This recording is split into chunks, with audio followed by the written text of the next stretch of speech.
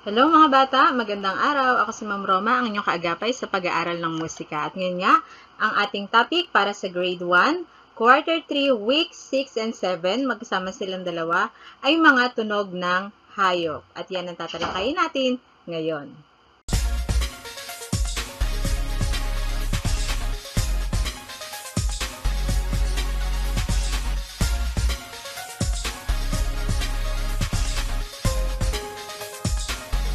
Ayan, tutukuyin natin ang iba't ibang tunog ng mga hayop at ano ba ang kanilang kaibahan sa isa't isa para sa week 6 and 7. Ayan, so ang tanong dito sa inyong module, ano-ano daw yung mga paborito mong hayop? Ayan, may iba't iba tayong paborito. Meron din tayong iba't ibang alaga sa bahay, di ba? May aso, may pusa, may rabbit. Ayan, so iba't iba ang ating mga paboritong hayop. Sa palagay niyo mga bata, bakit sila gumagawa ng malalakas o mahihinang tunog? Hindi lang basta humuhuni ang mga hayop na ating narinig. May dahilan kung bakit sila humuhuni. May dahilan kung bakit sila gumagawa ng mga tunog. Yung iba minsan nagugutom. Halimbawa yung aso nagbabark. May nakikitang ibang tao. Ayan. So, may dahilan kung bakit sila gumagawa ng mga tunog. Paano sila nakalilikha ng iba't ibang uri ng tunog? Ayan. Sa pamamagitan ng pagkilos, ano pa? Sa pamamagitan ng paghuni at iba pa. Ayan. So, may malalaki at maliliit na galaw ang mga hayop. Meron ding maliliit at malalaking galaw or maliliit at malalaking tunog ang kanilang mga huni. Para sa inyong layunin, sa araling ito, may iuugnay mo ang lakas at hina ng tunog sa laki at kilos ng mga hayop. Ayan, may kaugnayan yung laki ng katawan at laki ng kilos ng mga hayop sa kanilang paglikha ng mga tunog. Matatansya mo rin kung gaano kalakas o kahina ang tunog ng isang bagay o nilalang ayon sa laki at liit nito. Ayan, may clue na kayo tungkol sa ating pag-aaralan ngayon. So, may kaugnayan ang laki at liit ng mga tunog na ating naririnig.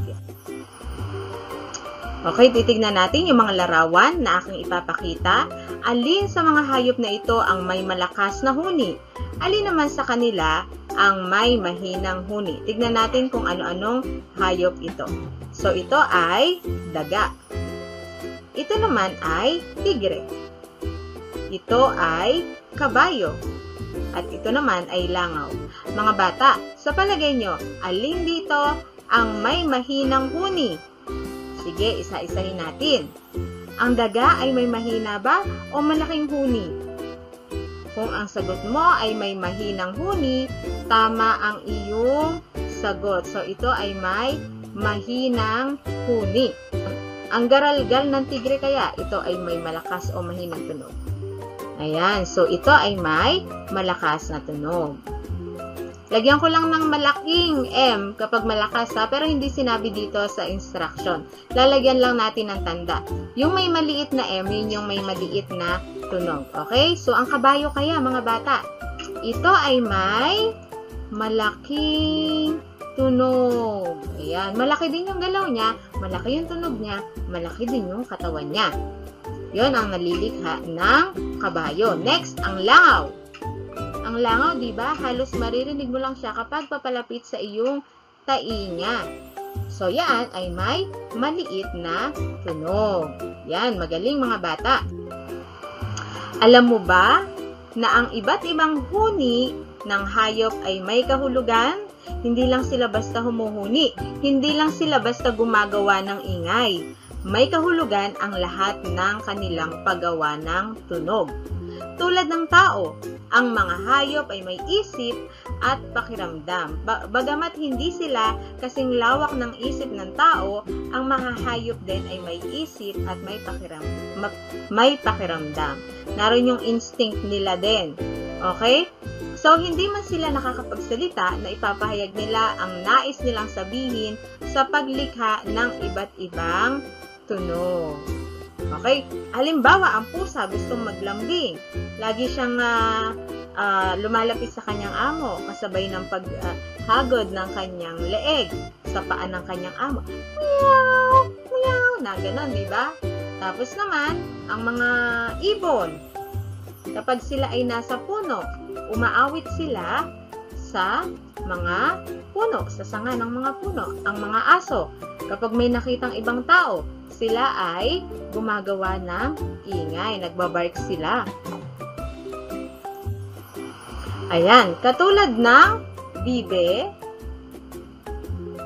at pating. So, sila ay gumagawa ng iba't ibang tunog o may iba't iba silang klase ng tunog.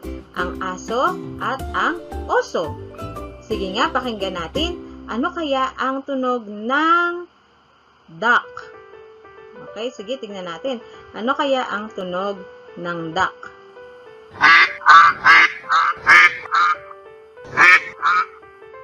Ayan. So, narinig nyo yung tunog ng duck. Ganon ang tunog ng bibe. Ang tunog naman kaya ng pating. Narito ang tunog ng pating. Okay, so narinig nyo ba? May huni ba ang pating? So, hindi man natin narinig, pero sa kanyang kilos, narinig natin yung pagsikas ng tubig. Kapag sila ay nasa dagat, malalaki yung kanilang galaw. Ang aso kaya? Ayan, ang aso natin. Okay, so ito ang tunog ng aso. So, narinig nyo ang iba't ibang tunog. Ayan, so yan ang tunog ng nagagalit ang aso.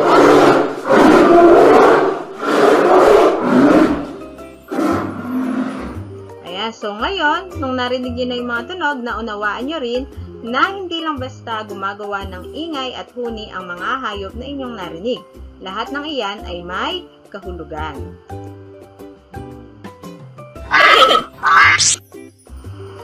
Ang iba't ibang uri ng hayop ay nakalilikha ng malalakas o mahihinang tunog. Hindi sila pare-pareho. Kaya nilang baguhin ang lakas o hina ng kanilang huni ayon sa kanilang naiisip, nadarama, ninanais at ikinikilos. Para sa inyong gawain sa pagkatuto bilang isa, pagtugmain natin ang bawat huni na nasa kaliwa. Narito ang mga huni nasa kaliwa at bawat hayop sa kanan. Okay, so narito ang mga hayop. Meron tayong butiki, tuta, maya at kobra. Isusulat natin ang titik ng tamang sagot sa inyong sagutang papel. Sabayan nyo ako mga bata. Aw! Aw! Aw! Ano kaya ang tunog na ito? Saan galing ang tunog na ito? Sa butiki, sa tuta, sa maya o sa kobra? Kung ang sagot nyo ay sa tuta, very good. Tama kayo riyan. Next, number 2. Number 2 ay, kung ang sagot nyo ay butiki, tama ang inyong sagot. Number 3.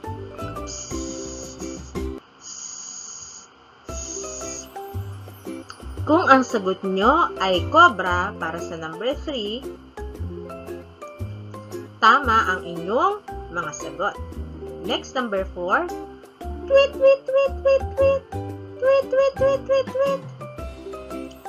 Kung ang naiisip nyo ay maya, tama ang inyong sagot. Binabati ko kayo para sa inyong gawain sa pagkatuto bilang isa. So, tapos na tayo dito. O, tandaan mga bata, ang malalaking hayop o bagay ang kadalasang nakalilikha ng malalakas na tunog. Bakit kaya? Dahil ang malalaking mga hayop ay mas nakalilikha ng malalawak na galaw. Ayan, mas malalaki ang kanilang katawan. Pero sa bagay naman, halimbawa sa instrumento, yung mga malalaking instrumento, sila yung nakalilikha ng mabababang tunog. Malakas din naman. At yung maliliit, sila yung nakalilikha ng matataas na tunog. Depende sa kanilang katawan. Okay? So, ang maliliit na hayop, ayon dito sa inyong module, ang maliliit na hayop o bagay naman ang kadalasang nakalilikha ng mahihinang tunog. O, tama naman yon. Halimbawa, yung lapis, kapag nabagsak siya, di ba?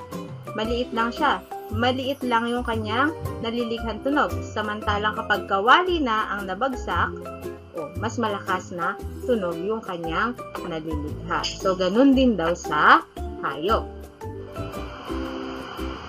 Tapos na tayo sa gawain sa pagkatuto bilang 1. Narito na tayo sa gawain sa pagkatuto bilang 2. Magsulat ng bilog kung ang hayop ay lumilikha ng malakas na tunog. Magsulat naman ng gitling kung ang hayop ay lumilikha ng mahinang tunog. So, gagawin niyo ito sa inyong sagutang papel. Sabayan niyo ako, mga bata. Ang uod kaya, ito kaya ay nakalilika ng mahina o malakas na tunog? Kung ang naiisip nyo ay mahinang tunog, tama ang inyong sagot. So, halos hindi nga natin marinig yung sound ng uod, hindi ba? Ang elepante kaya, ito kaya ay nakalilika ng malakas o mahinang tunog? Kung ang sagot nyo ay malakas na tunog, lalagyan natin ito ng bilog. Ang tutubi, ito kaya ay nakalilika ng mahina o malakas na tunog? Kung ang sagot nyo ay gitling, tama ang inyong sagot dahil ito ay may mahinang tunog. Ang leon kaya, ang leon ay kinatatakutan sa gubat at nakalilikas sila ng malalakas na tunog. Ang kuting, maliit na pusa, kuting, ito ay may mahinang tunog. Ang baka, so rinig natin ang baka na may malakas na tunog. Okay? So tapos na tayo para sa ating gawain sa pagkatuto bilang 2. Ayan, dumako naman tayo sa mga susunod. Tandaan, ang kilos o galaw ng hayop ay nakalilikha rin ng iba't ibang tunog. Mayroong malakas at mayroon ding mahina. O ulitin natin, ano nga ang nalilikha ng kilos at galaw ng hayop bukod sa kanilang tinig? So, nakalilikha din sila ng malakas at may mga mahihinang tinig. Depende sa kanilang katawan at depende rin sa kanilang naiisip, nadarama at ikinikilos. Next, para sa gawain sa pagkatuto bilang 3, gumuhit ng check kung ang mga hayop ay may malalaking pagkilos o galaw. Gumuhit naman ng X kung ang hayop ay may maliit na pagkilos o galaw. Gawin ito sa inyong sagutang papel. So, yung kilos at galaw ang ating focus dito, mga bata. Tumatakbong kabayo, sa palagay nyo, ito ay may malaking galaw o may maliit na galaw? Kung ang sagot nyo ay may malaking galaw, lalagyan natin ito ng check. Gumagapang na suso. So, may maliit itong galaw, ito ay X. Naglalakad na langgam. So, dahil siya ay maliit, maliit din ang kanyang galaw. Lumilipad na agila. Kung ang nasa isip nyo ay may malaking galaw, sa himpapawid, tama ang inyong sagot. Lumalangoy na balyena. So, ito ay may malaking galaw. Ganito rin ba ang sagot nyo, mga bata? Kung ganito ang sagot nyo, magaling. Tapos na tayo sa gawain sa pagkatuto bilang 3. Dumako naman tayo sa gawain sa pagkatuto bilang 4. Tularan ang huni at galaw ng mga hayop sa bawat kalagayan sa ibaba. So, ito, kapag ito ang napa-assign sa inyo, i-video nyo ang inyong sarili at ipapadala sa inyong guro. Gagawin nyo lang ang mga ikinikilos ng mga sinasabi dito sa 1 to 5. Halimbawa, bubuyog na umaali-aligid sa isang bulaklak. So, tatayo kayo, i-video nyo ang inyong sarili, at tutularan nyo ang huni. Ano ba ang huni ng bubuyog? Okay? So, yung huni, pati yung galaw ng hayop ay i-video nyo at ipapadala nyo sa inyong guro. So, number 1, kunyari, meron kayong nakikitang halaman. Kung gusto nyo, magkumuha pa kayo ng props, no? Tapos, gawin nyo ito.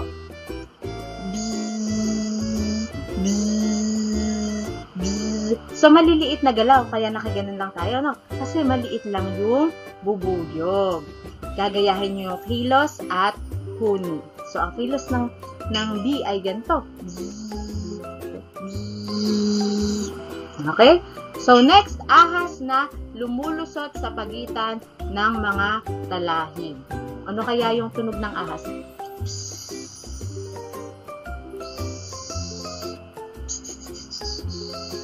Yan, ganon. Tapos, gaganon-ganon kayo. Ahas, ahas. Okay. Next, number 3, kuting na naglalambing sa kanyang amo. Okay, pagka naglalambing yung kuting sa kanyang amo, di ba ganon?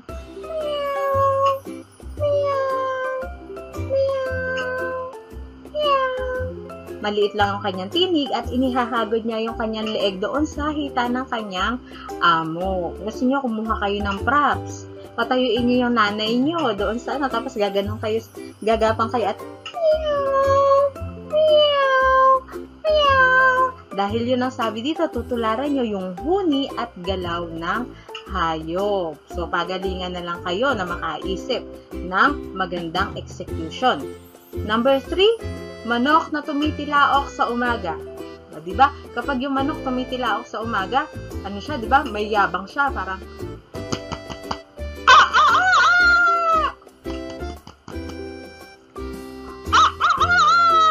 nakataas yung kanyang mga ulo. O, nakataas yung kanyang ulo at So, yun, ang manok na tumitilaok sa umaga. Mas maganda, nakatayo kayo doon, no? Okay, next, number 5, asong nakakita sa bahay ng taong hindi nito kilala. Okay, so kunyari, kayo yung aso doon sa bahay ng inyong amo, may nakita kayong hindi kilala.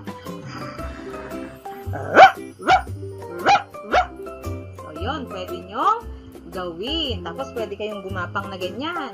Tutularan nyo yung galaw at saka yung tunog ng aso.